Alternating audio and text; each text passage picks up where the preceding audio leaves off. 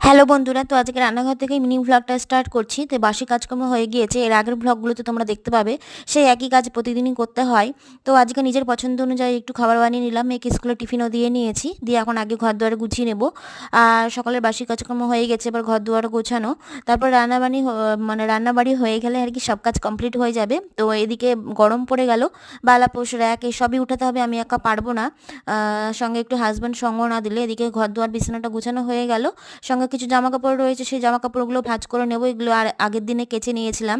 তো এই জামাকাপড়গুলো এলোমেলো হয়ে থাকলে একদমই ভালো লাগে না। সোফাতে যেহেতু সবসময় বসা হয়, সোফাটাও এলোমেলো হয়ে যায়। এটাও নিত্যদিনের কাজ, আমার পরিষ্কার করতে হয়। আর এখন আমি ঘর দুয়ারগুলো ঝাড় দিয়ে নেব। সব এই ঘরগুলো ঝাড় দিয়ে এনে ঘরগুলো মুছেও নেব।